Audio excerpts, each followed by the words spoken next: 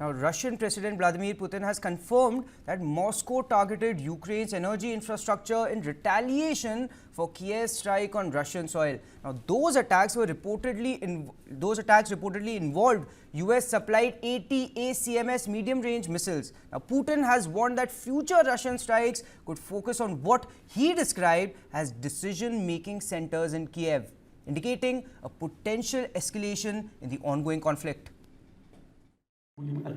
President Vladimir Putin said Russia had struck Ukraine's energy infrastructure on Thursday in response to Kyiv using U.S. medium-range missiles, and that it could use its new Oreshnik hypersonic missile to attack decision-making centers in Kyiv.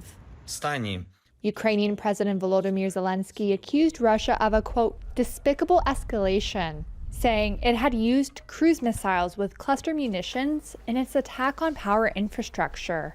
Putin also said that Russia would use all weapons at its disposal against Ukraine if Kyiv were to acquire nuclear arms. If the country with which we are currently fighting becomes a nuclear power, what should we do? In this case, we will adopt and use everything. I want to emphasize this.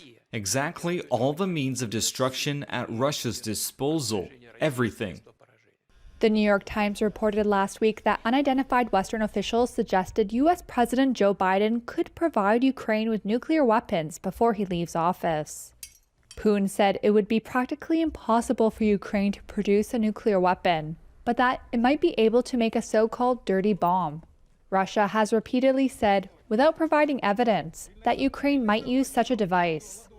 Georgy Tiki, a spokesperson for Ukraine's foreign ministry, urged the international community to react to Putin's threats and called on the country's partners to speed up the delivery of military aid. And Putin obviously tries to influence the new US administration about those statements. It is very important if we treat it fairly. These are the statements. This blackmail is the expansion of war and the threat of expansion of war, an acceptable one. On Thursday, Putin said that there were no preconditions to start talks with Ukraine on a possible peace settlement, but that the terms he set out in June for a deal remain unchanged. Those include dropping NATO ambitions and handing over the 4 provinces claimed by Moscow. Zelensky said on Thursday that Putin's promotion of the Oreshnik missile shows that he does not want to end the war or allow others to try.